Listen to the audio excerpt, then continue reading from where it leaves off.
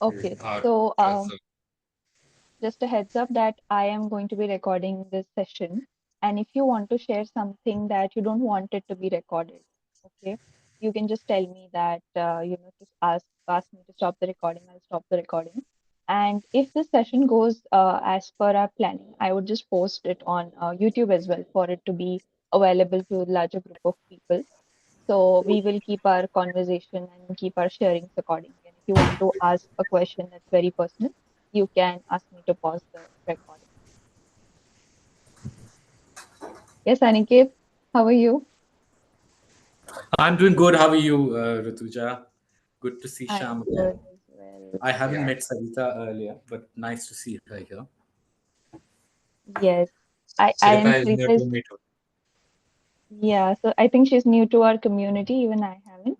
Yeah. Uh, but once a part of a community, always a part of a Yes. community.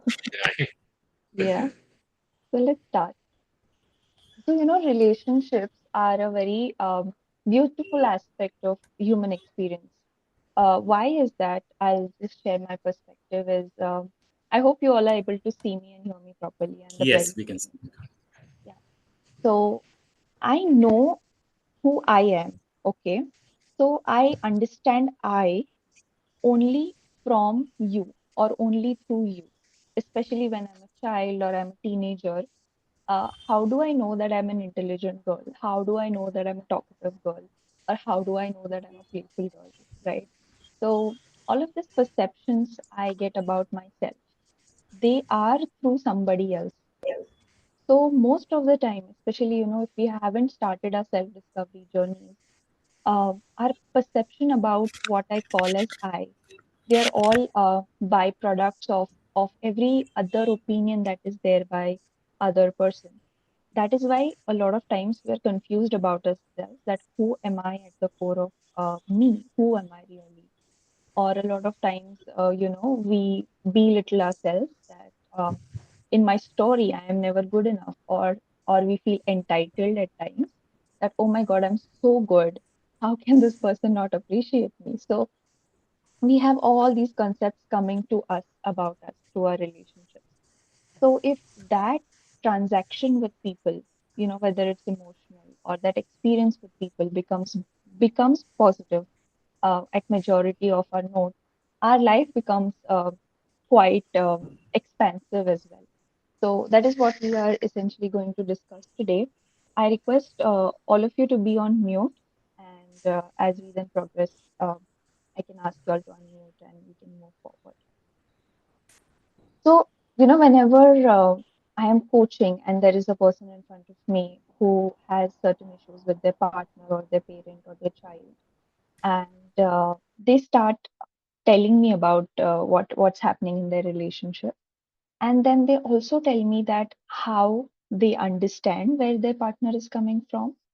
This is the second part of them, which has empathy. So the first part is who's feeling the victim of the situation. Second part was also feeling that understanding and empathy for the person. And then there is this third part as well, again, which is a part of the victim, that why should I understand all the time? Why should I learn from this session? Why should I even come to a session which talks about relationships and so many other things? Because you want to experience growth, because you want to experience that expansion. So there is this one thing which is common in every human that you will meet, that we want to expand from the state that we are in right now. Either it can be you want to experience growth materially, or spiritually, or emotionally, or in some area or the other. We see that there is this longing to become bigger than who you are right now. And we will also look at the spiritual aspects of it some other day. But this need for growth is very, very human. And that is why, we are looking for answers and we keep asking a lot of questions. And I think that's why we all love the personal development industry as well. So whenever you feel that, why do I have to understand and why do I have to bear this whole process of going through such a lot of grinding? You know that it is because you want growth and your spirit somewhere is yearning for that growth. Growth looks very different for different people. Like, let's say it, you can also sometimes, success or growth for you can be understanding who you are at your core. A lot of times, we have successful careers in our resumes. We have very good relationships, or we may not have as good relationships, or we have something that makes you a very bright star. And people say that, yes, this person is a successful person, but we still feel that disassociation. We still feel that disconnect. It's that disconnection with the core of who you are. And once you start aligning yourself, aligning your relationships around it, you then start to feel okay with who you are. Just to give an example, after my college, I had got a job. I had got everything that, a college student aspires. All my friendships were intact. Everything was good. And there was still this emptiness, there was still this disconnect. But from the moment I started uploading videos on YouTube and I slowly took baby steps to creating my path till I started to coach, that time I knew, something shifted. And it's just like how gears shift and the car starts to run in a particular speed and direction. I started to experience that with myself. So, this is an intention that we all can have, that I am looking for my growth and expansion. And whenever I have this urge of blaming the other person, first thing is, yes, a part of me is feeling like a victim. I'm okay, allowed to be angry at the person. I'm allowed to be hurt by the person, sad by the person. But the part of me which wants growth will be looking at the situation in certain way which will not make me feel stuck in this relationship. Whether, today you're looking at this session from a perspective of having a difficult relationship with your parent or your child or your partner or just with yourself, that also happens. And a lot of times the reflection that we see that our relationship with others is really really getting difficult, a lot of times it's a reflection of our relationship becoming difficult with ourselves, which we will talk about, as we move forward. So, as we were talking about the core, right? Who are you at your core? I just want you to use a metaphor and tell me that who are you at your core? So, you can see a lot of diagrams, right? You can see a butterfly, you can see an ocean. So, you don't have to stick to what is there in the presentation, but you can share who you think you are or something that you associate with. It needs to be an object or a non-living thing or a movie character, but not an actual person that you know. It needs to be an object or um, a story or something that's non-living. So anyone wants to speak can unmute and start speaking.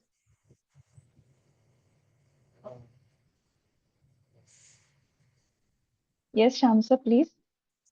Yes, actually, as you know, that I mostly connect myself with Lord Krishna, and Okay. I think somewhat I Mm-hmm. have some qualities of them in me and myself. As I can make friends easily, I can make connections easily, and I can help people with my advices. I can help people with emotional support and all those things. Mm-hmm. And I can easily motivate people. Yes, so And at the core, you are this guiding person, exactly, which is yeah, like Lord Krishna, who is very yeah, friendly and loving in the ways of guiding. Beautifully yeah, explained. So that who you are at your core. yeah. Anyone else wishes to use a metaphor or use an object to explain? So I'd like to use the metaphor of an. Aniket, I'm not able to hear you. Shamsa, are you able to hear you? No. Can you hear me? Now I can hear. Yeah, please repeat.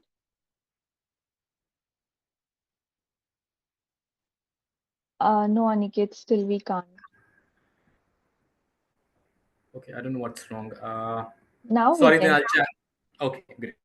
So I Yeah. said I would want to um, talk about elephant as a metaphor Oh, that's interesting. because of its huge size. It makes its presence felt, sometimes even in front of predators. Mm-hmm. I- because of its large memory and ability to remember a lot of things. Because of its ability to be social when required, Mm-hmm. because of its ability to be tamed when it wants to be tamed, and be Mm-hmm. aggressive when it wants to be aggressive. And at a certain level, they're also a very hardworking and sincere lot. So I Mm-hmm. identify that aspect as well. Yeah, that's really wonderful. So at the core of you, you have a large presence, and Yes, you can be aggressive at yes, times when required, yes, or you yeah, can be tamed if yes. you are willing to be. So that's also amazing. And Sanju tells us that she's a free bird, and I know how much Sanju loves her freedom. Oh my God, I know that. So yeah, Sarita, if you could share yours, we would have a complete conversation around metaphors. Okay, so anybody would like to guess who am I at the core of me? If it were a bird or an animal, I think you would identify or have a metaphor of eagle. Oh, eagle. I never thought of myself as an eagle.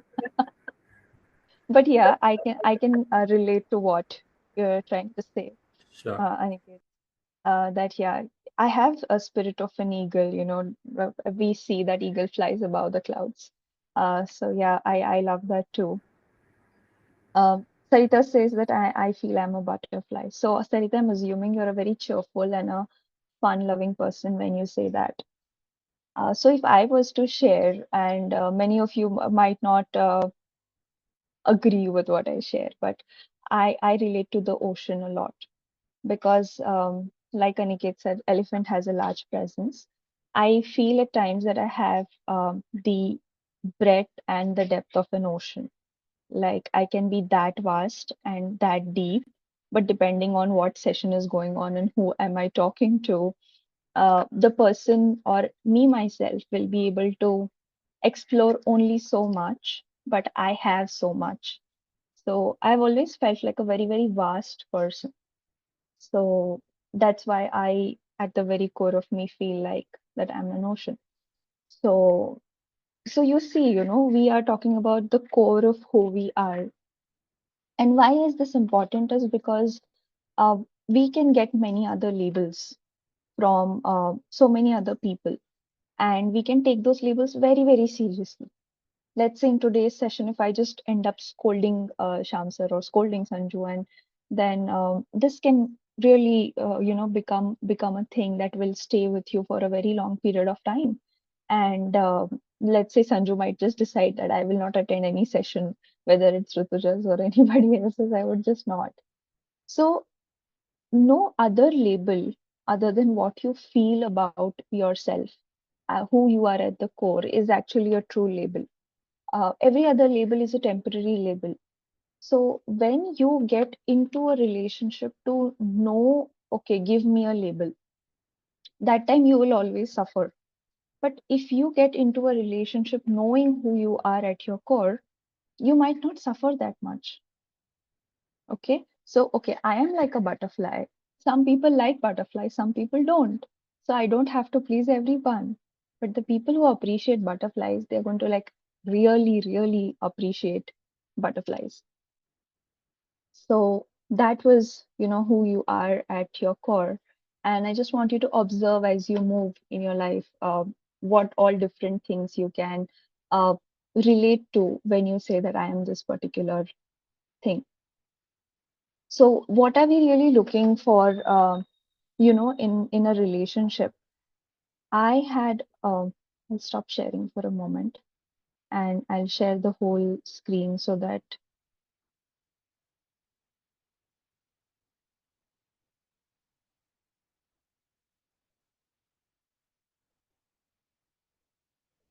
Yes, Sham sir, बोलिए.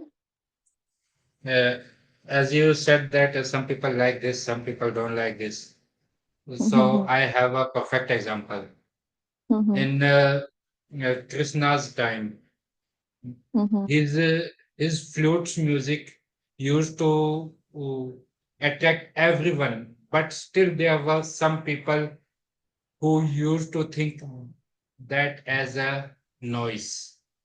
So if God, Lord Krishna cannot make happy everyone, then who are we? So I think we need to stay as we are, be original, be authentic. And when people would see your true side, and when they would realize that you are not on the wrong side of the thing, mhm, then people automatically accept it. Because as I see in the Radha Krishna serial, at the end, when Radha's husband Ayan recognized that what he, Lord Krishna, is, then he also touched the feet of Radha mhm. because she was a lover of him. So that kind of thing I think happens when you stay true to yourself, true to the world as you are, as original as you are. Yeah.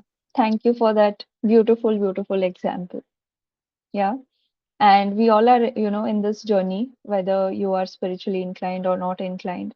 Uh, we are almost trying to realize that that creative power that creates this world within us, and some of us are already yearning that, and they know that.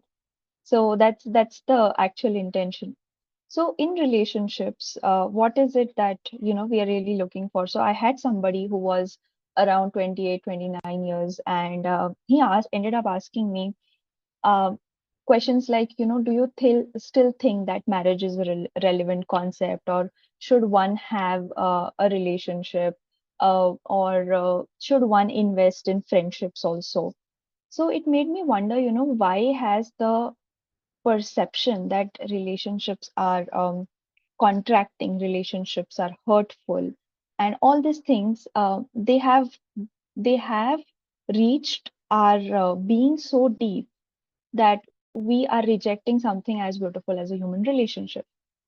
So this made me design the whole workshop around this, like not a workshop really, but a discussion around this. And then it made me ask a question to myself that when is it that we really would like to have a human around us? And there are different answers that can come up for different people. But what came up for me was that, I'm a person who likes to take care of myself and do things on my own, quite self reliant and hyper independent in the past. So saying that, no, I'm going to do everything by my own. And now I am not hyper independent, but quite self reliant. But there are times I understood that I would want certain things to be taken care by someone else. Or if I'm not well, or if I'm not available. I loved how that day I was traveling and Shamsar posted one of the YouTube videos and a schedule did not get disturbed. So just having that helping hand on the times where you really need it is what consciously we articulate that this is why we want another human. One more thing is to, uh, for that energy exchange, we communicate with other people for energy exchange. So we all have experienced this when you communicate with the other person, either you feel very, very energetic. Okay, let's say you become a part of this group meeting and you may feel very energetic that we all interacted. But some of us may also feel very, very drained. Like you interact with people and you realize that your energy has drained a lot, right? So this energy exchange always happens when we are communicating. And whenever two people are functioning on very, very low energy levels, there will always be conflict. If, let's say, there are four people in the family and all of them are operating at very, very low energy levels, there is always going to be a conflict in that house. Okay, so this is the very core of relationships, that when we see somebody getting very angry or someone feeling very hurt, or we just know this person's mood is not good today, this person is frustrated today, whoever has a little more energy than the person needs to cater to that person. What will happen if you don't cater to the person, or let's say that there's no willingly exchange of energy? There's something called as energy snatching that happens. Like, I get angry if I'm operating from a very, very low energy, and without reason, for a very small trigger, I get very, very angry because now what I really want is to feel energetic. So if a person really does some kind of energy mastery means you have learned how to keep your energy intact. You do activities that refuel you. So for people who feel very drained during conversations, can have a little more alone time so that they feel refueled. Okay. So those kind of things, those activities which refuel you, you will show up better in your relationships. So, a thumb rule, I always say this whenever I'm working around stress management and those things, that do more of what refuels you and less of what drains you. And especially, everybody who is having either their own coaching practice or their own business, and you can manage the things where you don't have a lot of obligations coming. Surround your days with activities more, which actually refuel you. This is what we want consciously. I also want to know all of your inputs, like we are taking consideration all the relationships with your parents, child, partner, friends, everything that matters to you as a relationship. So consciously, what do you think, relationships are doing good for us? Anyone can unmute and answer.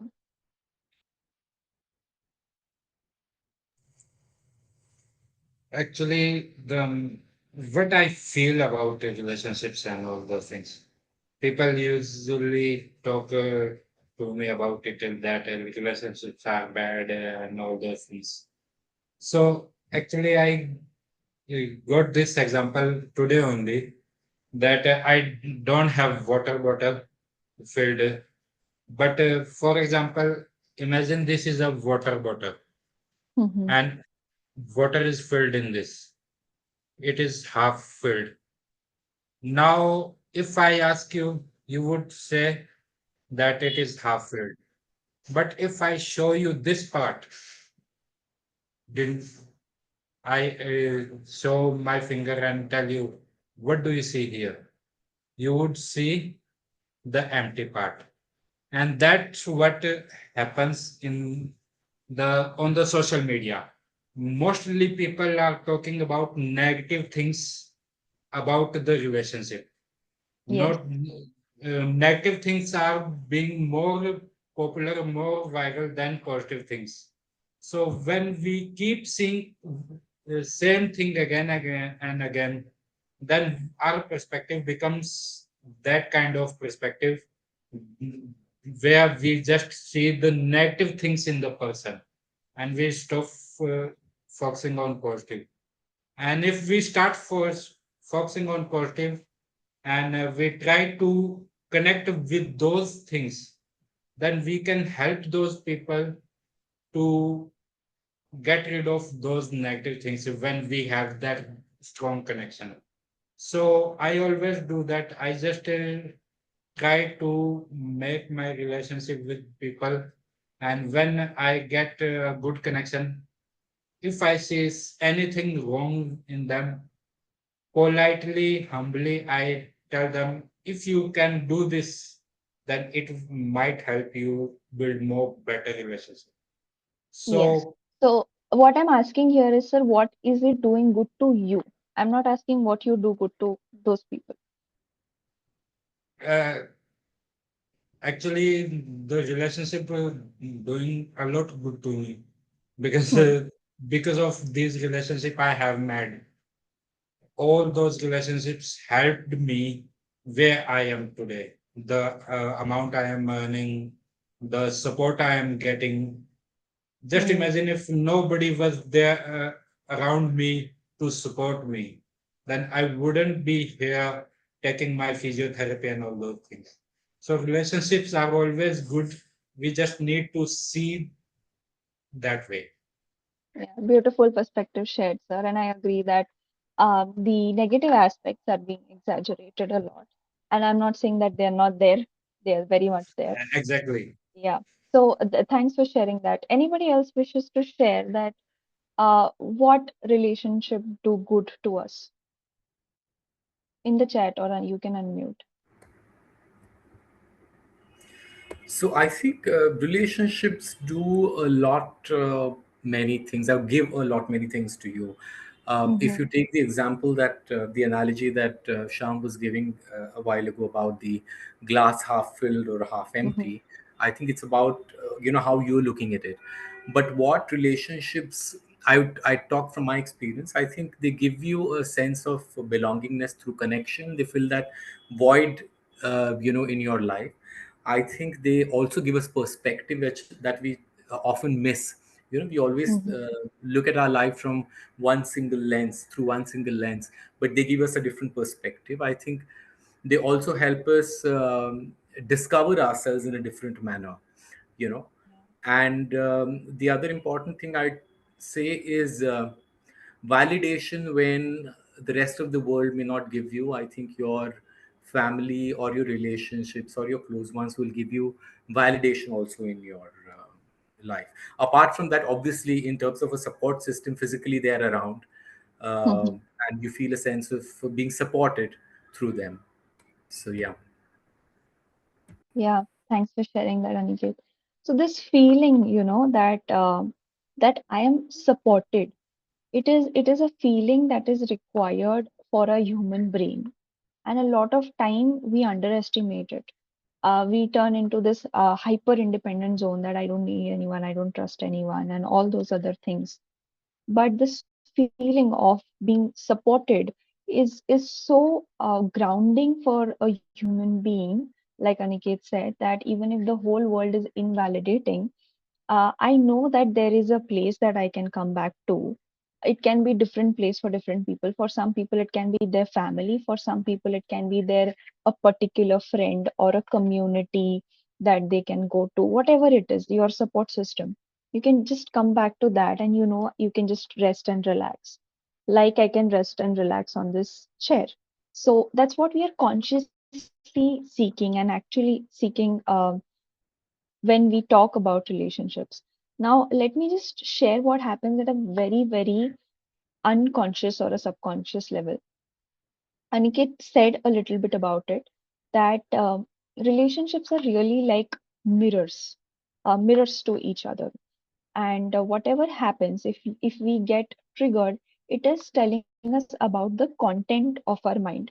So let me give you a simple example, and this is a real time example. Okay, so what happens between a husband and wife is that a husband brings a beautiful, big, expensive gift for his wife, and it is exactly something that she wanted, and in the same color that she wanted, and everything like she wanted it to be. Now, what this wife thinks as soon as she receives the gift is that, uh, oh, this is exactly what I wanted, but why didn't he take me along with him to bring the gift?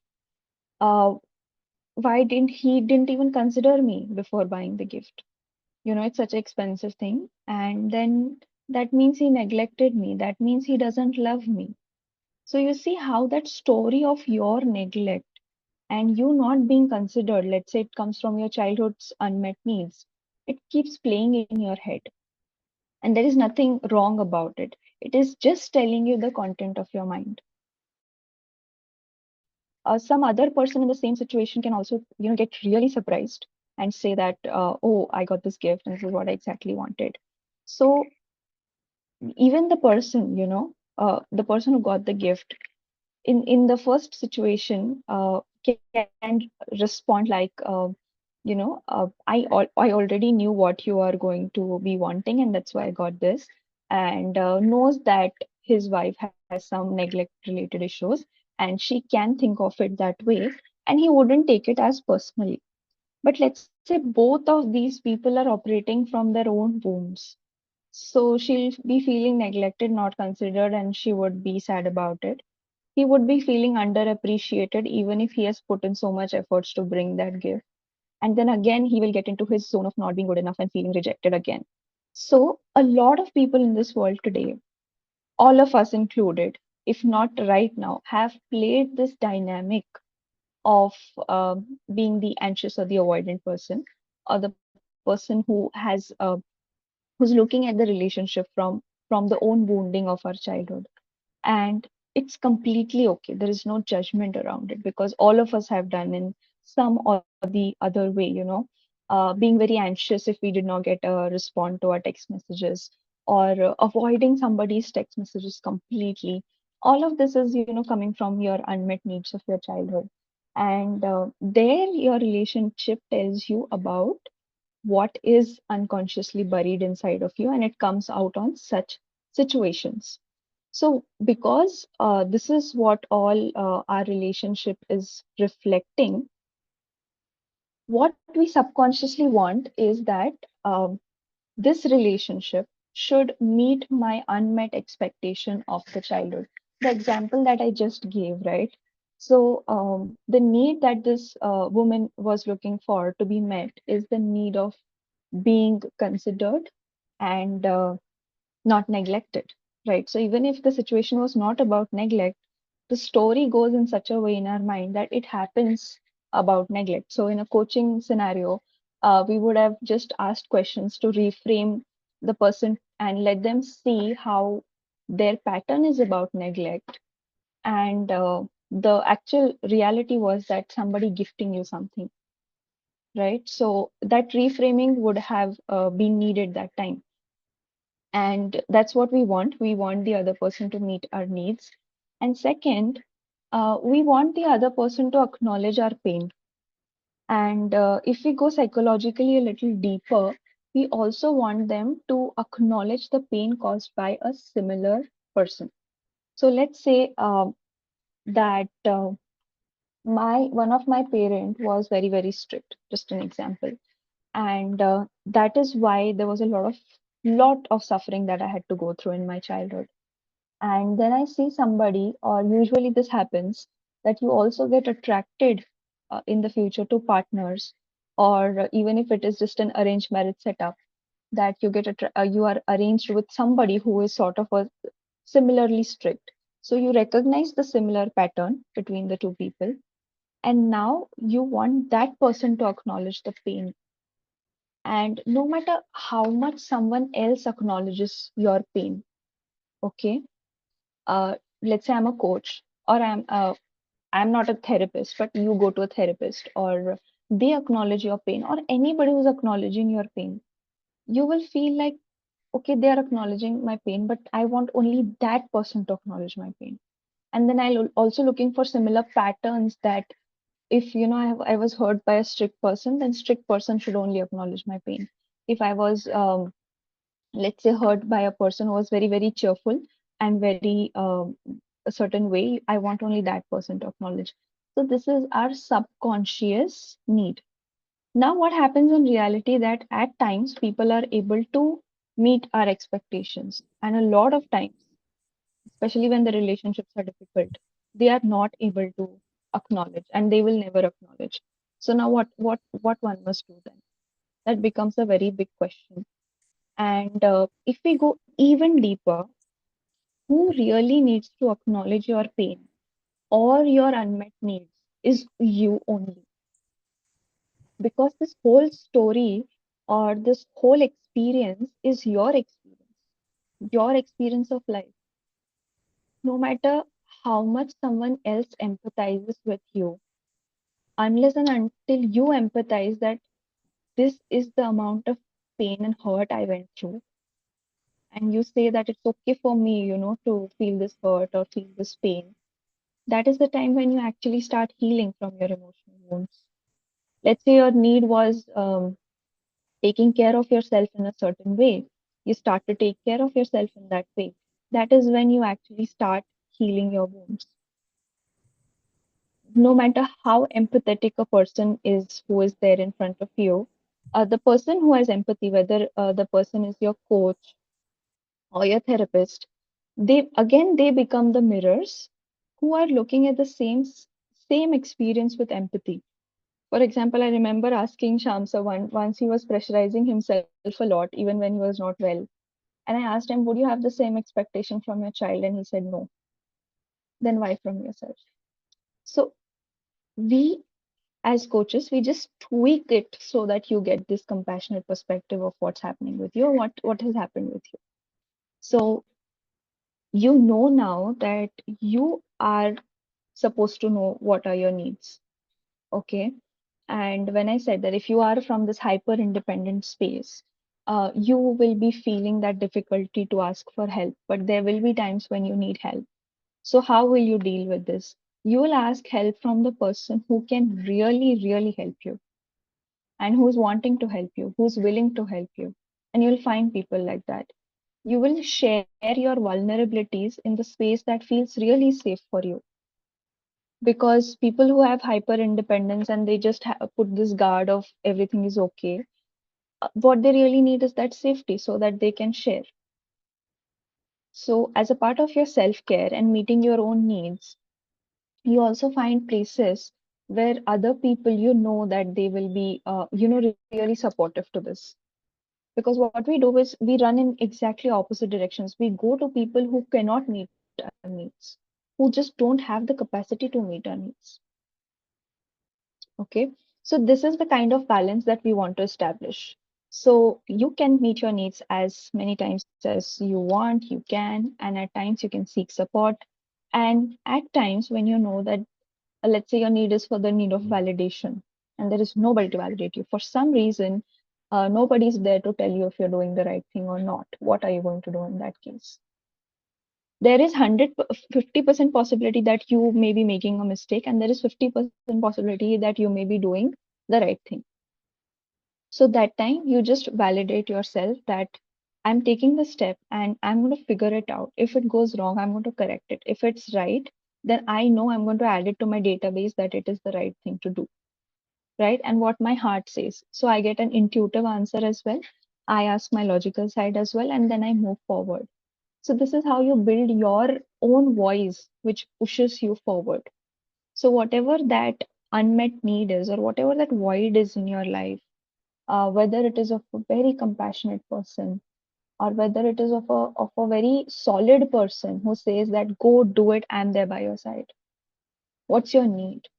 So if I ask all of you right now, wherever you are in your life, what need is there more? Is the need of a compassionate person who says, no matter what you do, right or wrong, I always love you. I'm always there. Or is it a need of a solid person who says, go and take that action, and I am here if anything goes wrong? So you can answer in the comments saying solid or compassionate, um, or just unmute and speak. I'll just go for the solid person because that person is giving me an assurity that that person is with me if something goes wrong. Just like Lord Krishna said to Arjun, anything goes wrong, I'm here for you. I'll guide you, but you'll have to pick the Gandiv and go and fight the war. Yes. Sanju says solid. Sarita also said solid. Okay. So when say, Aniket, we're waiting for your answer also. I'll play it safe and I'll take a bit of both. Yeah, that's fine as well. Yeah, that's fine as well. So, when we say what I need in my life, and I had given you all these two options, it tells us something about our mind space or energy space where we are internally right now. And what I'm sharing with all of you is, very deep work and things that I've also experienced during coaching or undergoing coaching as well. That most of you who said solid is that there is still a lack or a repression of your internal authority. So everybody who's worked with me in one-on-one coaching knows about this concept of internal authority that I coach around a lot. That actually says that, the power to protect yourself, there is a suppression around it. or you're not just okay with using the power. Okay, or you have just made peace with the fact that you're powerless. You're not. Okay, so just a minute, Shamsa, let me finish.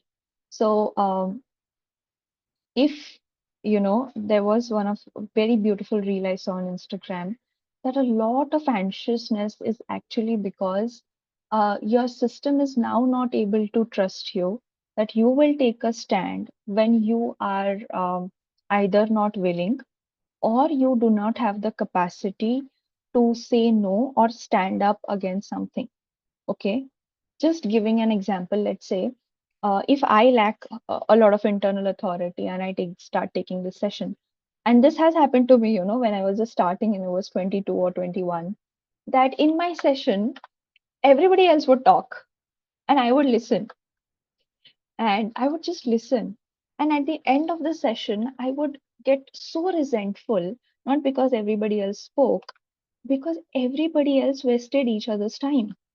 They would just talk about random things. But when a trainer is conducting a workshop, there is a certain structure to it, certain design, certain intention, right? So I'd also designed a very beautiful workshop, which I gave away for free. And there was such a lot of resentment and such a lot of anger in me. And that time I decided, that if I am hosting it, I love discussions, I love interacting with people, but I'm just not going to let people step all over me. And I would say that it's let me, finish like I just said to Shamsa. And Shamsa has always been a very good value addition to each one of my sessions. But the experience that I'm talking about is way before I met Shamsa when I just started. So this is just an example. But when you will let people step on your boundaries again and again and again, you will get either very angry towards yourself that why don't you stand up for yourself, or you're going to get very very anxious that I have like it is just saying that you were given the most uh, powerful weapon and you said I'm throwing it away, and then you say I'm powerless. Okay, so this was about the internal authority, and it's a very very deep thing. We need to start building it again, if you feel that you're coming from that place. And slowly, slowly, there is no rush and there is no shame at all around this. It's just that we didn't realize it so far. And if you say compassion, then this unconditionally loving presence is missing in our life.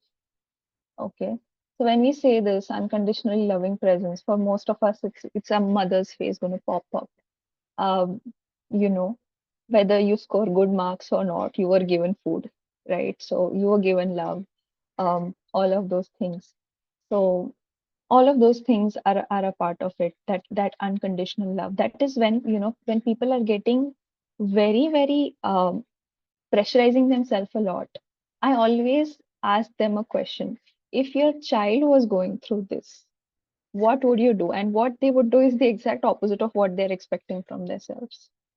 Or if you were your own parent, the most unconditionally loving parent or the most solid parent, whoever you want it to be, then what would you do? And the answers are really the different ones. So I asked you this question so that you know what you have to build now. Okay, so what you have to build now is that internal authority, one step at a time. So how do you build it? You do things that matter to you. Okay, and at every baby step, you appreciate yourself. Okay, there will be emotional meltdowns, there would be a lot of again a self-doubt coming a lot of times, but it will eventually keep your journey moving forward, and you will develop this confidence to do something also very unconventional. So if I hadn't done this, I would have been in a job that I would be resenting, and I would be coming angry every single day home.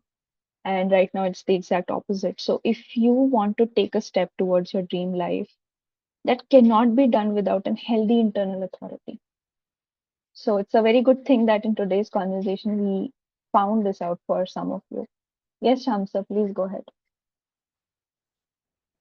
Yeah, actually, I felt it many times, and I have seen people going through this situation Mm-hmm. where they need someone to tell them that don't worry, I'm here with you. जैसे वो movie का नाम है मैं हूं ना. I really many times feel that sometimes when I have some very bad mood and all those things, at that moment I just want to hear these three words only. But at that moment, there was nobody to tell me that. And one more thing, I feel that if someone is telling that being solid, that if anything goes wrong, I am here with you, then there is some compassion also in that person. Yes. Because without compassion, that person cannot take help, cannot say that I am here for you. As I always say to people that whoever is struggling or has self doubt Hmm. that I cannot do this, I always say that you should try. I'm here for you. मैं हूं ना. And I know that what feeling it can trigger in a person. And you might have seen that students are suicide, committing suicide in mainly you have heard the news from Kota and all those. Hmm. Why? Because parents become solid, become very what do you say, strict and all, that you have to crack this exam, you have to get these much marks. But that simple statement, those three words, they forget to tell them Yes. that if something goes wrong, if you are not able to crack this exam, or if you are not able to get these marks, then don't worry, I'm here for you. And if a person can hear these words, all the pressure of all the expectations will be diluted in a second, and that person can easily perform more than he can ever imagine. Yes. So, yes, Sanju, please go ahead with your question, or if any you have to share anything.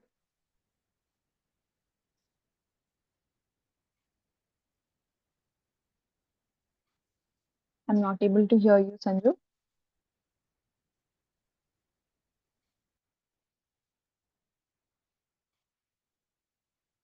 Nah.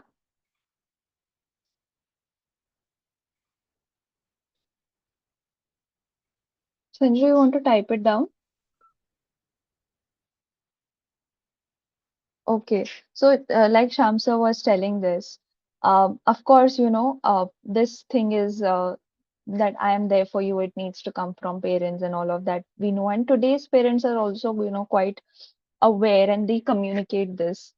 uh, I think the parents of our generation, like my parents, and with those, the thing was, it was not put into words, but in actions, we could see a lot. Like, um, I know how badly I mess up in the world.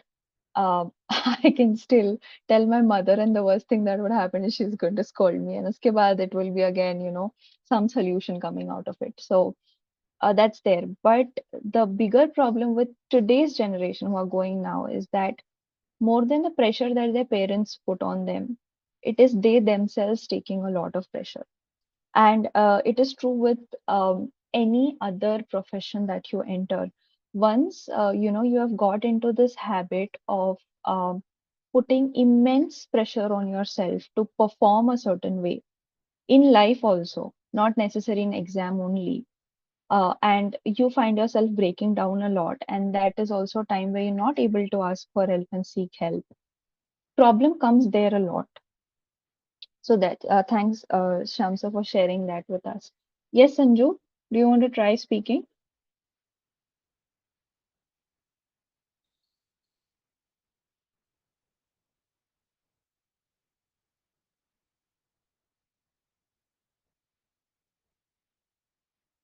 Still not able to hear her. Okay, so now we're moving, to the anxious avoidant attachment style. And there are two purposes, of this attachment style. We are not trying to label or judge a person. We have only tried to put them into this category so that we know if it's us or whether it's the other person. How do I need to communicate with them, and what are my needs and their needs? One of the biggest problem in our relationships is, not knowing what our needs are and not able to communicate that. And I'll tell you how it takes place with different scenarios as we look at the PPT. So, a classic example of the anxious attachment, let's say, is that there are two best friends, and one best friend decides that I'm going to go to a party, okay, and it's with another group, and I would not be able to take this best friend with me, okay. So this person goes, and the friend that stayed back is sending multiple text messages, okay, about different things, and very long messages, and there is no response, or the person is just seeing and not able to respond for some reason. And then this thing starts that, uh, the person was with me for such a long time. Now he or she went there, and now not replying to me. That means, now let's say it was she, and she found a better group, and now she found her people. Now she will leave me.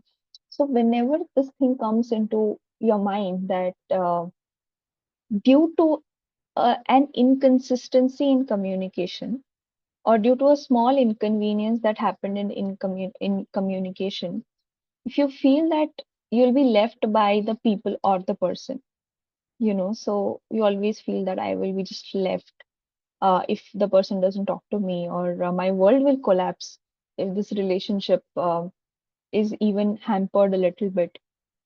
You have the anxious attachment style. So in anxious attachment, I am sharing my screen, so you'll be able to just look at it. So secure attachment is more so of an ideal condition where you don't have any problem in your relationships, which is rare and which can be achieved. It doesn't mean that there are no conflicts, but there are conflicts and you are able to resolve them, and more or less, um, you walk together happily in whichever relationship you are.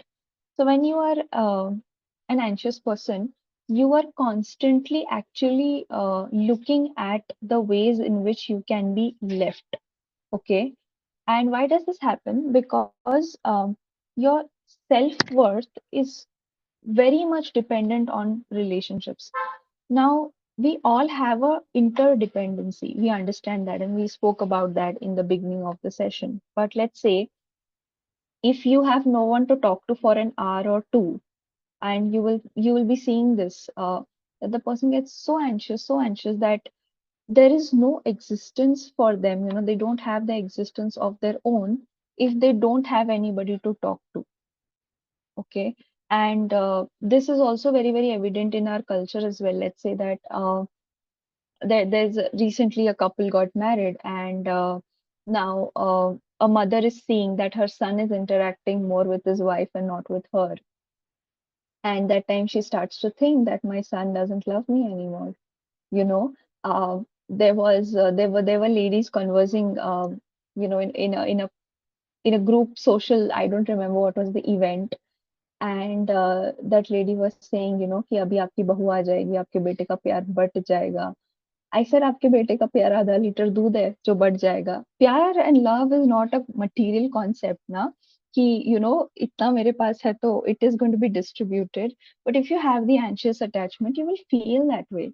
That love is being snatched from you. Somebody will take away your son, somebody would take away your husband. And our serials and the Indian dramas happen to accentuate it. So whenever I look at the serials since childhood till now, if anybody's watching, my grandparents or parents, the same stories, the same drama, nothing has changed in it. And why are people liking it? Because it goes on in their lives as well, right? And we think that's how it is, that we just want to lose people if they love someone else. So this is the core of anxiousness. It's insecurity about yourself, and you only feel good in relationships. And that is why, if you don't get a reply quickly or from the person, you have this very, very anxious feeling that goes out.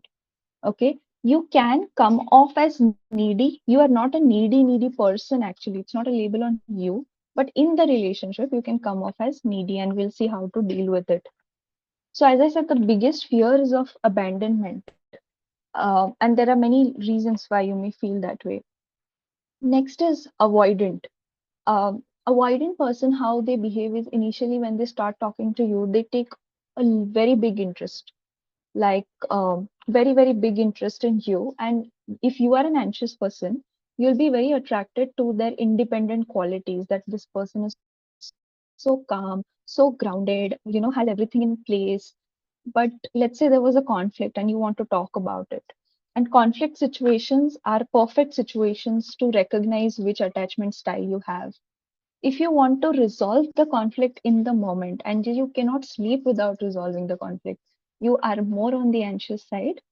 And if you're a person who wants to just go away somewhere, take their space, come back, and deal with the conflict, you are more on the avoidant side. Now, let's say you took some space of a day or two and you came back on the conflict and things got resolved. Then your attachment is secure attachment. This becomes unhealthy if um, you are not talking to each other, let's say, for months together, and secretly you're wanting the anxious person to come back and convince you, and whatever. Or secretly the anxious person is doing things like blocking or creating certain situations to get attention of the avoidant, and the avoidant even pulls more. So this Tom and Jerry, I call anxious avoidment as Tom and Jerry relationship. So if this Tom and Jerry goes on for a very long period of time, it hampers your emotional, physical, mental health a lot. So recognizing your own attachment style gives you the ability to also recognize your need. That's valid for some people to want a solution on the conflict. And it's valid for a person also to ask for space. So how this can be navigated?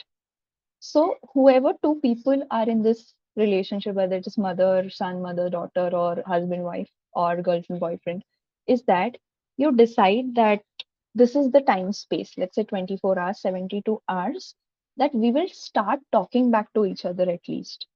Even if the conflict is not resolved, we can talk about 100 other things that are lying over there, right? So it's not necessary that the conflict only has to be resolved, but the communication has to be at least re-established. So bringing this very clear, the anxious person can actually take the initiative or the avoidant to say that whoever needs space can take space, whoever needs to do something else can do something else, but within this time frame we decide to be there for each other. So now the anxious person knows that after 24 hours to 72 hours this person is going to talk back to me, and the avoidant knows that I'm going to get space. So this is a mutual agreement that can be done between two matured people. But a lot of times what will happen is one of them can be really difficult for the other one to be handled. So that time you need to work with your own needs. So what can be done? First, understand the fears really well. The fear of the anxious person is that I'll be left alone. I don't have anybody else and I have nothing else to do. And the fear of the avoidant is the fear of being rejected and criticized. And because they are emotionally distant from themselves, they are also not able to hold the emotions of the other. So if an anxious, let's say an anxious boy is complaining about what happened at office, the avoidant girl can feel personally attacked, that, uh, she may feel that she did something wrong, even if there is nothing related to her in that particular conversation. So simple communication can be misunderstood very easily if you are in the anxious avoidant attachment style, and they both tend to attract each other a lot because of how they are psychologically, and that's what happens. So when you are communicating with an anxious person on what is their need, we will just move to the next slide to understand. Before that, disorganized attachment can be extremely confusing. So sometimes you're playing the anxious, sometimes you're playing the avoidant, but what you're essentially trying to do is that relationships in general feel very unsafe. So you decide just not to um, give it too much attention in your life. So let's start with the needs of anxious attachment. First, these people, or if you are in this category, you need consistent communication. Okay, and there is a predictability that is required for you that this person will come back. Some or the other time the person will come back. Second thing, you want to be, that you don't have this capability to soothe yourself. You don't know how to do it, or you may just have had a very big breakdown that you just couldn't soothe, which happens. And that time you're looking for a safe person to soothe you emotionally. Okay, so that is one of your needs. Second, again, as I said, craving for physical affection, like let's say you would like a nice warm hug and those kind of things. Then, as I said, that they feel endangered when somebody pulls away even a little. So if an anxious is in a relationship with the avoidant one, and the avoidant pulls a little bit, the anxious person will think and ask again and again, what happened to you? What happened to you? Why are you quiet?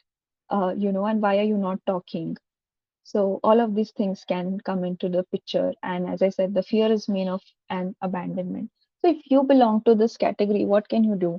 Do not put all your eggs in a single basket. That whole of your life is revolving around this one person, no matter how good the person is or how close of a relationship you have with the person, or if you've broken up or something has happened, then you had with the person, and you tend to bring in that energy that you require, not only from a relationship that you have, but from couple of other things like your hobbies, like your friend circle, like your work also can be something that you're passionate about. So that, let's say, this avoidant person pulled away for for a day or two. You can just go on a trip with your friends, or you can just go to the gym and feel good about things. So to feel good about yourself or things that are happening, or to take up space, you are not wanting the avoidance validation and permission every time. Okay, so you then develop the capacity to wait for the avoidant to show up.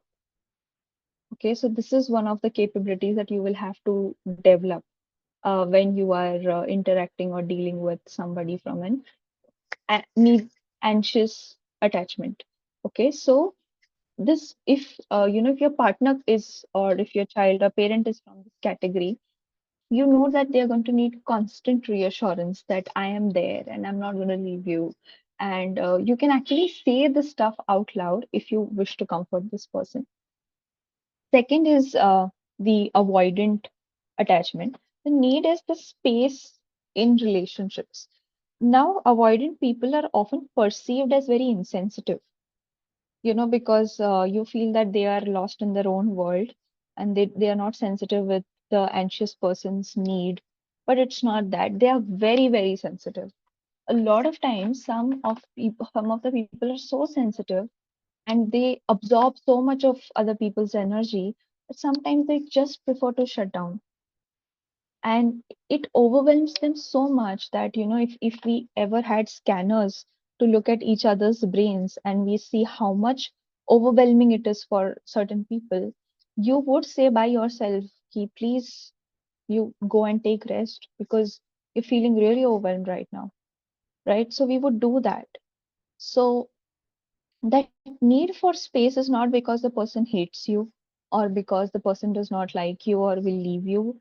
It's only for them to process their emotions, their overwhelm at that particular time. So if you are in a relationship with an a- avoidant attachment person who has that avoidant attachment style, you have to be really very secure as a person. Otherwise, it's very difficult to be in a relationship with an avoidant, unless and until you are a very secured person who has a world of their own, and then you will be able to deal with an avoidant person.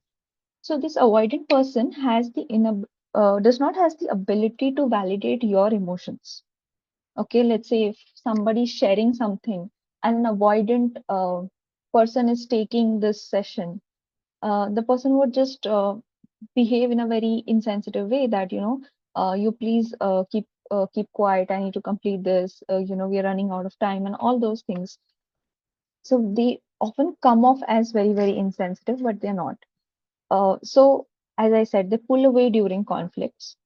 If you want to talk to an avoidant person, and if you want to make this relationship really, really work, then first thing is that you, whenever they are processing their stuff, okay, and emotional communication is not working, you communicate with logic to them.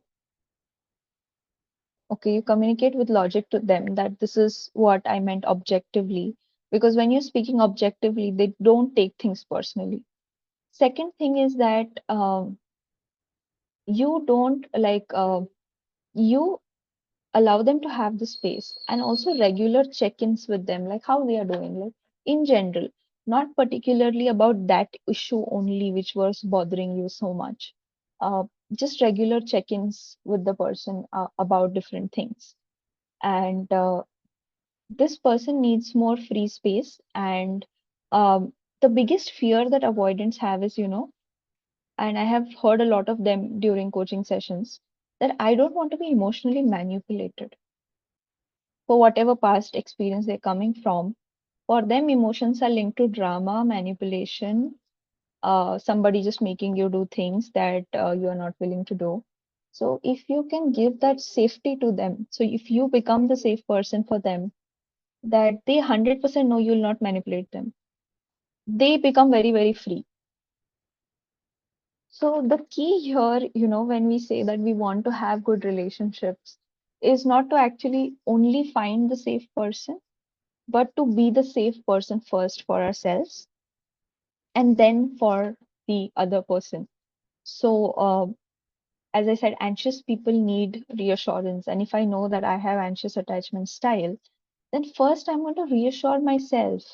I'm going to say that, Rutuja, I won't leave you, no matter who leaves you or who stays in your life. I'm not going to leave you. No matter what you do, what you don't do, I'm not going to leave you. Right? And if I'm from the avoidant attachment style, I'm always going to say myself that no matter who is putting how much pressure on you, you always have a choice. So if you have, that anxiousness that somebody would just dictate your life, and people are very, very overpowering, you feel that people are very overpowering around you, just say this to yourself that it's not in their hands. Even if you don't say it on their face, say it in your mind that the power is not with them, the power of choice is with me. Okay, so this grounding that we see in leaders, right? People who are really calm. The grounding does not come because, they are powerless, or they cannot argue, or they cannot get angry. They know that the power is within them and not in the hands of the board of meeting that is discussing. If you've seen a CEO, proper CEO meeting, CEO speaks very less and is sitting on the chair, and everybody else is speaking. In the boardroom, everybody else would be just, arguing on different points. But the CEO is only listening. And what does the CEO do? He, at the end, just gives the final decision and the company implements it. So when you know you're the CEO of your life and you really know it, and no matter how much who pressurizes you, you will listen to the person but not actually follow the orders exactly how they are being told to you. That time you have the confidence also of a calm and a grounded leader. So knowing that you have a choice is again something that will calm down your anxiety a lot, especially when you get into that panic that I don't know in which direction my life is going to go. That time it becomes very, very important. So this is an homework for everybody who's there in this session, that whoever you are watching this webinar or workshop for today, you might be having some person in your mind. Okay, so make these two circles. Okay, this is your life, this is their life, and what is the overlap that is there. If I was to give you an example, let's say it is a husband and wife. They might be sharing children, finances, and expenses, everything under finances and property, and all of this would come in the overlap. But what is different is, let's say, um, working out, what do they want to eat, what do they want to wear, and other things which are solely theirs, and it has to do nothing with their partner. Now, what happens when you have this anxious attachment, these two circles don't exist different. It's one. It is just two lives merged into one, which sounds very filmy and very romantic, but actually, when it comes into practical existence, and if you're a freedom lover, it's going to feel suffocating. So, this. And what happens with avoidance is that they have a little, sometimes superiority or inferiority complex, but they look at it like two different circles completely and not an overlap. So the healthy interdependence is in this overlap that we share our lives with somebody, but it's not that, just we're just merged. Now, when you experience very deep love for someone, let's say, it can be a mother-child bond or any other bond. In our emotional experience, we can be one. Like, let's say Shamsa was talking about Lord Krishna right now. A lot of people who practice devotion, they feel one with God, one with or the other person. That is an emotional experience we're talking about. The frames that I'm showing to you right now, or whatever we are discussing, it's more for our mindset and our emotions, like emotions in the sense which pop up due to the mindset. But talking from a very spiritual place, you can feel one with others, and that time there are no insecurities around it. If you have really, went to that union of ultimate union of love, of devotion, that time there are really no insecurities. But when we are operating on a normal plane, that time there are a lot of things that come up which are not anything to be shameful about, but just a part of your human experience. Okay, so this is an activity that can be done. So as I already explained this, that to be a mirror and to show us the content of our mind, our relationships exist, and we use them for our growth and evolution. Okay, so next is a very beautiful concept that I came across. I hope everybody is able to see my screen, and there is an infinity over there. So, this world we live in, it is full of polarities, it is full of contradictions. Contradictions in the sense, let's say we always hear that opposites attract, right? Opposites attract. If one person is really very talkative, we see the other is an introvert. One person is really organized, other is a little messy. All of these things we see as contradictions in relationships, right? And what we do is that instead of operating from our zone of geniusness, okay, we try to make the other person like us, okay, or try to fix something about them and try to make them like us, so that we don't have to make any change in our personality, or we don't have to change anything about ourselves. And that is where judgment comes into place. So if I ask you, what is it that you really dislike in a person, what would your answers be? Anybody can answer.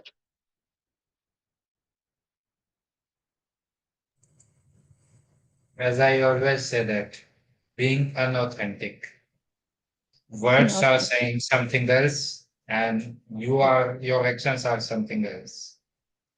That's the thing that I don't like in the person. Okay, anyone else? Thank you, sir, for sharing that.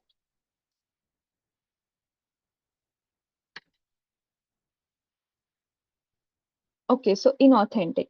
So, Aniket says liars. Yeah. So we all have our set of qualities that we don't like about someone, right? So, why do you think, Shamsar, somebody doesn't be authentic? Why do people stay inauthentic or live inauthentically? Uh, to my mind, maybe I may be wrong or right. I don't know. But Nothing about wrong or right, just perspectives. Yeah. to to my mind, I think people become inauthentic because of some insecurities about themselves. That if I try to do that, I try to be like that, then people might not accept me or some kind of things. Mainly, I think self doubts, insecurities of being unacceptable, and all those things are mainly the biggest reason. Yes. So I also share my experience why people have seen be inauthentic is because of this very big need to fit in. They've never really experienced what is called as the true belongingness. So if somebody gets to just be, put on a mask of someone else and gets to be in a group or gets to be in a situation, they do that, right? So, Aniket, why do you think people lie? I think most people lie to hide their imperfections. And honestly, what Sham said resonated with me very well. And it has come out in so many of the conversations that we've had, in authenticity. And Mhm. lying also is, I think, one of the aspects of that behavior. And mostly we lie because uh, we don't want to reveal ourselves fully. We don't want our real face to come forward, or we lie for some hidden agenda. Yeah, so there could be an hidden agenda, or we could be just, punished in ways which are not, we're just not ready for. Right. Let's say somebody just laughs at you if you tell who you are truly, or rejection, like you said. So, uh, we don't have to agree or like everybody's characteristics, but we just have to know that these characteristics exist in other people. Staying with a particular person becomes troublesome when we have very, very harsh judgments around them. And you have attracted this person in your life because somewhere you need to build acceptance regarding yourself first, okay? Accepting the parts of you that you may have rejected, you hide them, you don't show it to the world, and then accepting the parts of them which you may not like, right? So when I say acceptance, accepting the parts, or when I talk about acceptance, I'm not asking you to tolerate any nonsense that happens, some extreme abuse, those kind of things. Not at all about that. But simple things like the things that we are talking right now. So if a client comes to me and acts in inauthentic ways in his or her own life, if I judge the client, I cannot work with them. So, uh, after I started coaching, after some time, I understood regarding what kind of people I have judgments around, and then I went to my coach to work with that, integrating that parts within me and accepting the parts that I have rejected in myself. So, just to give an example, in my college, I was in big rejection with my softer side, which I've also expressed in some of the sessions. If my male friends would just ask that your bag is very heavy and let us just pick the bag for you, nothing much, just picking the bag, I would blast at them that, I can manage my own bag's weight, I'm not weak, and all of that. I would just start my whole thing about being a strong woman. And what I was really rejecting that time, is a part of myself which needed help at times. And I realized and I changed it. But people tend to pay very, very big prices for it. Like we saw that with stress and with wanting to do everything on their own, we are seeing what's happening to their health and what's happening to them in the news and everything every day. So once you identify with a part too much, you tend to reject the other opposite or the other polarity, and and that comes as a partner in your life, or your partner will have it, or you will exaggerate that particular point in your partner's behavior, or your parents' behavior, or your child's behavior. Okay, so that there is a hidden, very harsh hidden rejection of yourself at some point, and a very harsh rejection of that particular thing in others. Like Sarita said, that I don't uh, like when people are not doing their job well. So, Sarita, at times, when you are not able to do your job well, how do you happen to talk to yourself? What do you say to yourself or deal with that? You can share that. Yeah. Okay, what I mean by not doing their job well means Hmm? at least their basic thing, what they are appointed for. Example, if I go to a police station and if I Hmm. struggle to launch an FIR, that's their job, right? Uh, it's not about Yeah. doing well, it's about their responsibility, maybe. Uh, so those kind of things annoys me. Um, yeah. Okay. Thanks for sharing that and correcting that. And it was so good to hear from you. So yeah, and here we are more talking about the relationships that are very close to us. And I asked about what you dislike. So people who are irresponsible in general, Sarita does not happen to like those people, and those people annoy her. What does that tell me about Sarita is that she is a very responsible person in her life by herself. Am I right, Sarita?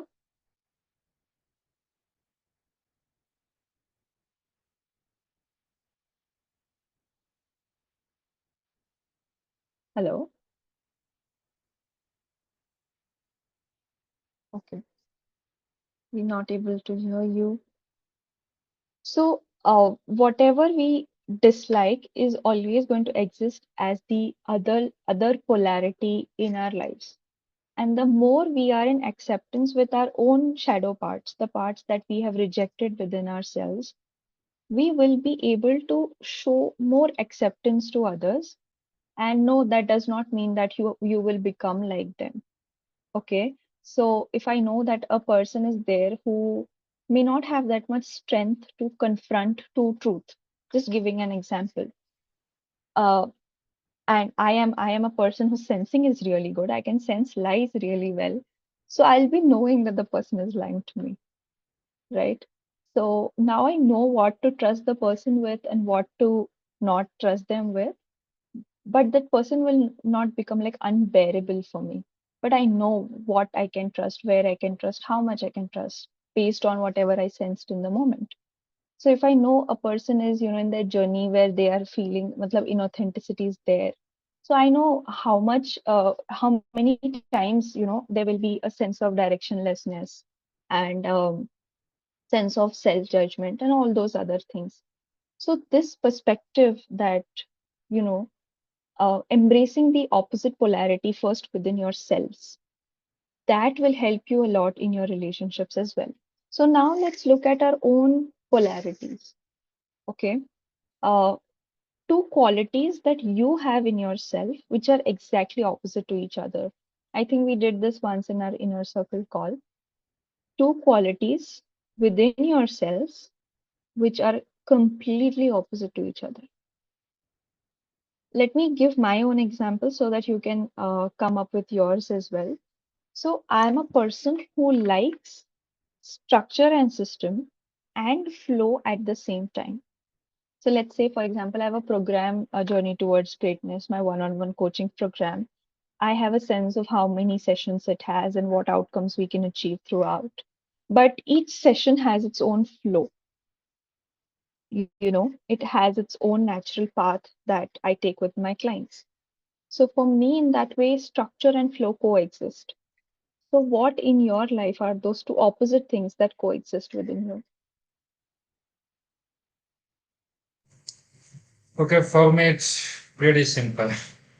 That I love to see the this filled part, but Mm. most of the time I see this part unfilled. That Okay, is so empty. you see the abundance and scarcity. So lack and abundance at the same. Abundance. Yeah. So lack and abundance coexist within you. Anybody else?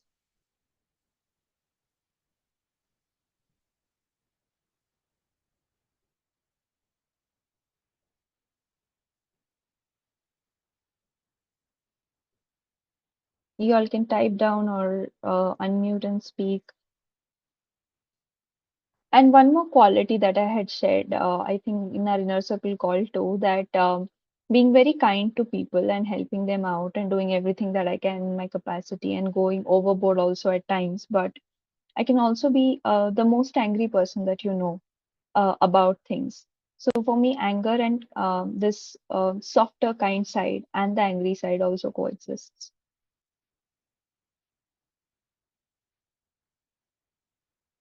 Okay, nobody wants to share their opposite polarities.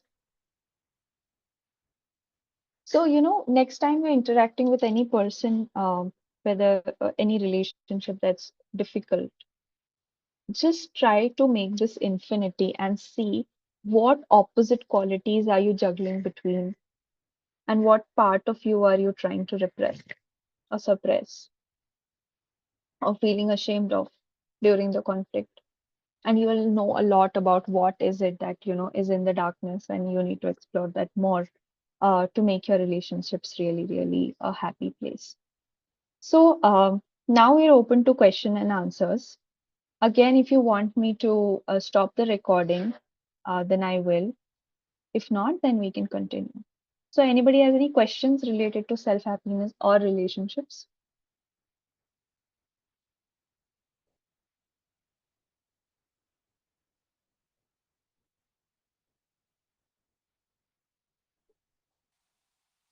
Can you hear me? Yes, Sarita, now you're audible. Yeah, I rejoined. I wanted to actually discuss. Sometimes we feel we should say things to someone which is like if we are getting annoyed from their behavior or anything, but Mhm. after we speak, we feel like why we said that, like they may feel hurt, or even though you have communicated that in a polite Mhm. manner, but thinking about their mental state, like how they might be feeling. Like you should have not Mhm. spoken about it, but you had to Mhm. because until you speak, they won't realize. So, what to do in that type of situation? Yeah. So first, like you said, couple of times you try communicating politely to the person, and then you feel that that thing is still not being heard clearly, and then you want to take a little more aggressive approach or little more, assertive is a better word, approach to the person. So it's okay to say, sometimes when somebody's behavior is completely stepping, as I said, it's stepping on our boundaries again and again. It's okay to communicate that with them. And sometimes we do that out of aggression as well, which is fine. What's not fine, is the guilt after it. Okay. Guilt can also be there. Let's allow guilt to be there. But if we explore that guilt even more, it is, this emotional responsibility of the other person as well, right? So they are feeling hurt. That is what is happening right now. But what our mind says to us, I made them feel hurt. So what you actually did is you communicated that this behavior is something that you would not like to tolerate, and that made them feel hurt. And it's okay for people to be hurt. And we are also going to be hurt when people, tell about our behavior. So once we start being okay with this discomfort that arises in the relationship, when you point certain things out to the other person, that time you being okay with the discomfort will help you a lot. And after, after some time has is over, then you can again continue the conversation that, that it was not meant to hurt them, but this was something that you really needed, right? So we see people giving very different kind of reactions after we have communicated our boundaries. Okay, but if that boundary was that important, it's okay to sometimes also hurt people while you communicate that.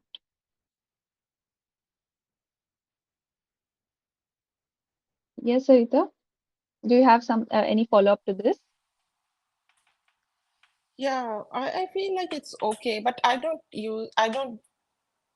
be aggressive. I communicate in polite way, but I was Mm-hmm. talking about like first communication.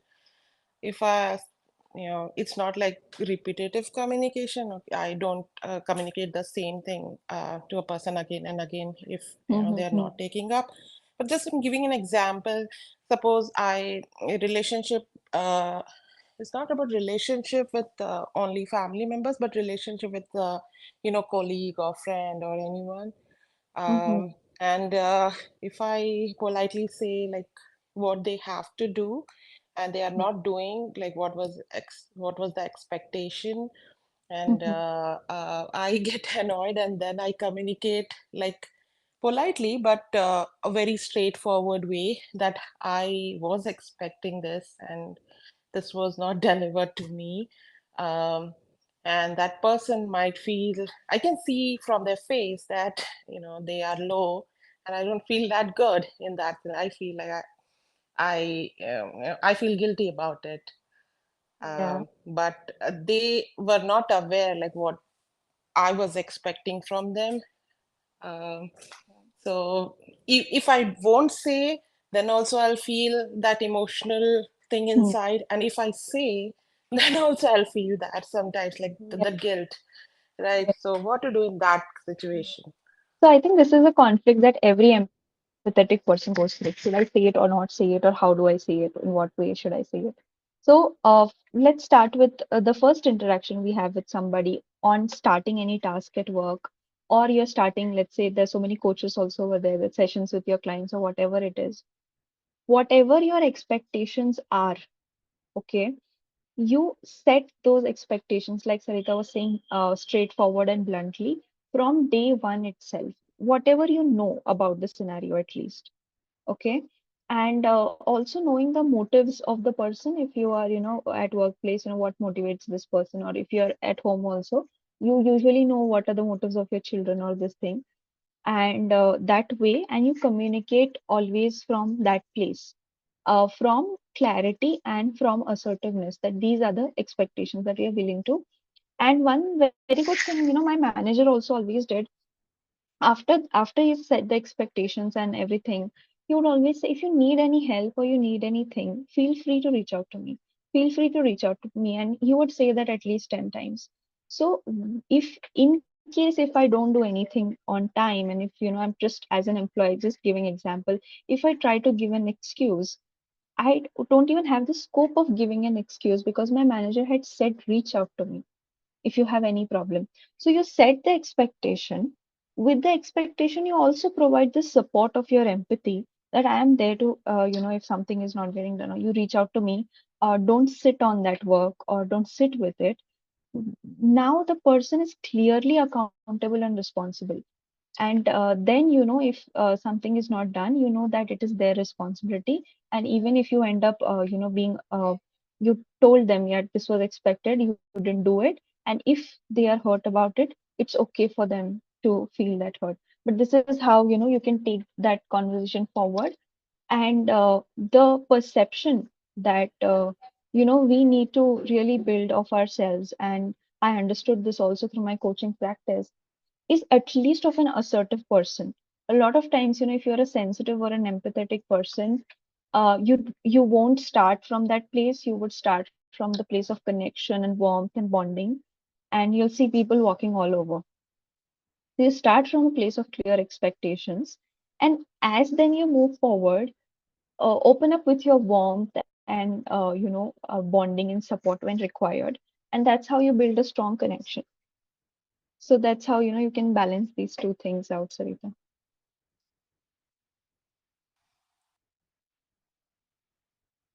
Yeah, Sham se बोलिए, तब तक I'll just read Sanju's question. Yeah, actually, the hard part she was talking about, I want to uh, speak about it a little. Hmm. Uh, For example, people get hurt, as you said that it is okay to people get hurt, and I think that is right. I would take example another example from Lord Krishna's life, the Radha Hmm. Krishna serial we saw. Maybe we all have watched that. In that, Lord Krishna tried to help Radha to get rid of all the negative energies of her. For example, her fear, anger, the jealousy, hatred. But for that, sometimes Lord Krishna hurt her. And Balram used to ask, you love her so much, then why do you hurt her? Hmm. Because, and he says, I just want to get rid of this negative thing from her. So, and when she would realize that, she would get to know that, yes, Kana was doing this to help me, not to hurt me. So, in a relationship, we always need to do that. For example, I talked about authenticity. People are not authentic, that I don't like in people. But for example, in my future partner, she is not authentic, then I would try to help her to be authentic, to be original, whatever insecurities she have or Hmm. self doubt she have. I would try to address that and try to tell her that she don't have to feel insecure or feel that self doubt. If she has any that kind of thing, then she can ask me. I am always there for her. So in that way, you can help the person to get rid of all those negative emotions and all those things. And when they would get rid of all those things, then they would realize that you hurt them because you wanted to mm, be them a better version of themselves. Yeah. So, here comes the concept of including people as a part of you, where, like Shamsa was giving Krishna's example, if your team, if this is a workplace scenario, knows that you genuinely care about their growth also as a leader, they are more likely, to take your feedbacks or take your criticism very constructively. For example, um, there are two kinds of managers: one who are there to get things done from them, one who are there to, collaborate well and all of those things. There are one, it's not, they are not only managers, they are leaders, and they promote other people's growth, like Shamsa was telling us. And if your juniors, or if your children for that matter, or if your partner knows that you are 1000% supportive of their growth, they are more likely to take your criticism or feedback or whatever you have to say, even if you've said it assertively only, more constructively. But if the person in front of you, and they are, they are dealing with their own insecurities, or they're dealing with their own stuff, we don't know what. And in workplace scenarios, we never know what it is. They are going to be hurt, and it's okay to be hurt. And it's okay for, these all other qualities also, Sham sir was mentioning about anger and jealousy and all of that, to be there for some time. It's important to feel those emotions also, so there is nothing bad about any emotion. So there is nothing bad also about feeling hurt. I was having one of these coaching sessions where, a mother was trying to discipline her children in a way, and it was not toxic at all. It was very conducive, in fact, for the children. But the children were feeling hurt for the moment, and we all have, seen this. We may feel hurt for a moment when our mothers or a parent is getting a little strict with us. But now, when we become adults, we appreciate that. I'm not talking about the, let's say, some of the toxic traits they might have had, but I'm talking about the healthier strictness, the healthier discipline. And today we say that it's really good, that we saw that example in front of our eyes. So if a person is in their power and they're exercising that power, people who feel powerless can either feel inspired or feel insecure by them. And if somebody's feeling insecure, it's not really your fault. And when they will realize that this is the person that I can look up to and become secure as a person, then they start becoming, they start coming under your wings. And that's how leaders take other people under their wings. So, one thing is, if you really want to help the world, there's only one thing that you need to do. You need to embody your complete self. And that means you allow your hurt, rejection, your fears, your insecurities, your self doubt, everything. Like you create this museum inside of you, of your different versions of you, different parts of you, a part that also has a lot of love, a part that also has anger at times, because you feel that you may be needing those parts. And then there is this centered leader that is called the self leader in the self leadership academy. That's my community.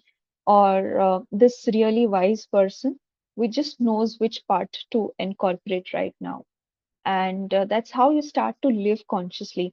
But when you allow yourself to be in all your glory, of whether you're feeling the so-called positive or so-called negative emotions, you're allowing the other person, in whoever it is, to be in their glory. And if you really operate that way, you will be an unforgettable person in people's life. Like they have one conversation with you and they will remember you for the rest of your life. Even if it was something where you really challenged them, you really called them out and said, this is not something that, was expected of you, and this is how it can be done. So you will also feel okay with being, calling people out and being called out also at times. So during coaching sessions also, uh, we can be all compassionate, all loving, everything. And if I know my client is in a healthy headspace and is not looking at the gap properly, which he or she has to bridge, okay, I don't mind that person calling that person out on that particular thing. So you be in all your glory and express yourself or your perfections, your imperfections. Automatically, people start becoming comfortable around you. Don't have to do anything. Or you start becoming comfortable around your tribe. You don't have to do anything. So I think we are at a good end to close the session for today. And thank you so much to everyone who had joined the session. And I loved interacting with